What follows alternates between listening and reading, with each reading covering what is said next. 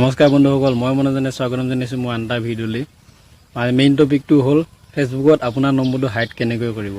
কাৰণ বহুতে চাগে নাজানে, সকলোৱে জানে, তাই বহুতে যিবিলাক নতুন ইউজাৰ হয় তেওঁলোকে নাজানে ফেচবুকত নম্বৰ হাইড কেনেকৈ কৰে। কাৰণ কিছুৱে ডাইৰেক্ট ফেচবুক খুলি দিয়ে, তাৰপৰা বিভিন্ন আননোন নম্বৰৰ পৰা মেছেজ আহে।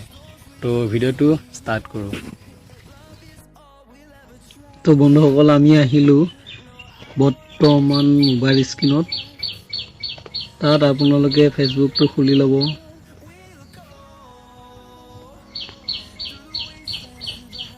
যিডাল তিনিডাল চিন আছে,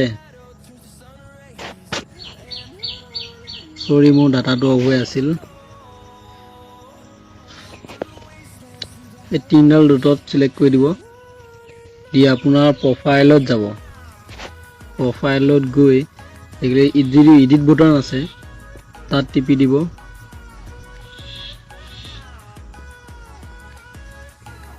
যিটো কণ্টেক্ট ইনফো আছে সেইটো এড নকৰি এডিট কৰি দিব।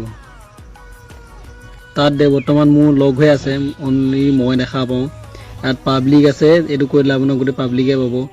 এইটো অকল আপোনালোকৰ যিটো ফ্ৰেণ্ড আছে দুজন, অকল ফ্ৰেণ্ডসকলে দেখা পাব। আকৌ ইয়াত যদি মই দি দিওঁ, ইয়াত দুজন হৈ গ'ল। এনেকৈ যদি আছে আপোনাৰ এতিয়া বন্ধুসকলে দেখা পায়। আপোনালোকে সেইটো নকৰিবলৈ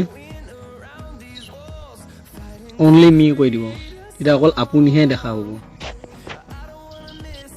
বন্ধুসকল, ভিডিঅ'ত কিবা এটা শিকাবলৈ চেষ্টা কৰিলোঁ। বিশেষকৈ ল'ৰাৰ কাৰণে ইমান টেনশ্যন নাই, ছোৱালীৰ ক্ষেত্ৰত বেছিকৈ হয়। মানে নম্বৰটো যেতিয়া হাইড নকৰে, ছোৱালীবিলাকলৈ বিভিন্ন মেছেজ হওক বা ফোন হওক মানে অহাৰ চান্সটো বেছি থাকে।